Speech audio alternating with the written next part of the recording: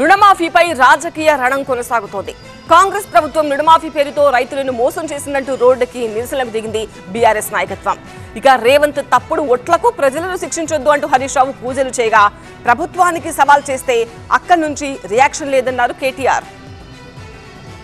తెలంగాణలో రైతు రుణమాఫీపై రాజకీయ రగడ కొనసాగుతోంది. కాంగ్రెస్ ప్రభుత్వం పూర్తిగా రుణమాఫీ చేయలేదని, వెంటనే రైతులందరికీ రుణమాఫీ చేయాలని డిమాండ్ చేస్తూ బీఆర్ఎస్ నేతలు, కార్యకర్తలు రాష్ట్ర వ్యాప్తంగా ధర్నాలు, నిరసన కార్యక్రమాలు చేపట్టారు.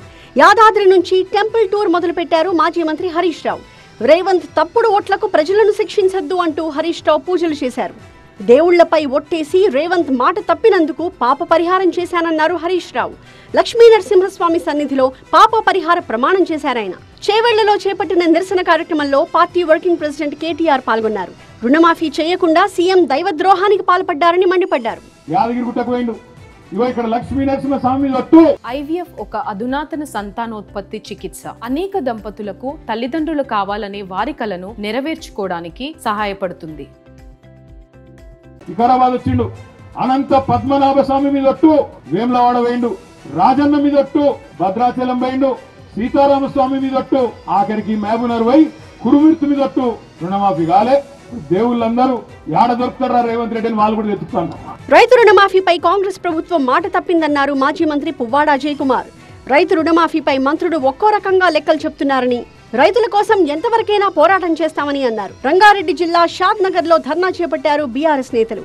రైతుల రుణమాఫీ విషయంలో కాంగ్రెస్ పార్టీ మంత్రులు అవగాహన లేకుండా మాట్లాడుతున్నారని ఆరోపించారు మాజీ ఎమ్మెల్యే అంజయ్య యాదవ్. నిర్మల్ జిల్లా ఖానాపూర్ లో ధర్నా చేపట్టారు బీఆర్ఎస్ నేతలు.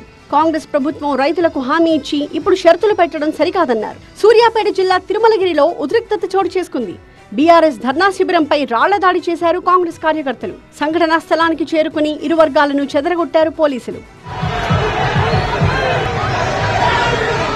యాదాద్రి ఆలయంలో హరీష్ రావు ప్రాయశ్చిత్త పూజల వివాదం నెలకొంది. ఉదయం బీఆర్ఎస్ నేతలు పాప పరిహార పూజలు చేయగా ఆలయాన్ని నీటితో శుద్ధి చేశారు స్థానిక ఎమ్మెల్యే బీర్లా ఐలయ్య. ఇక ఎండోమెంట్స్ యాక్ట్ 7 ప్రకారం ఆలయంలో రాజకీయ కార్యక్రమాలు నిషేధమన్న ఈవో భాస్కర్ రావు, హరీష్ రావు, దేశపతి శ్రీనివాస్, గొంగిడి సునీత, పూజారిపై పోలీసులకు ఫిర్యాదు చేశారు.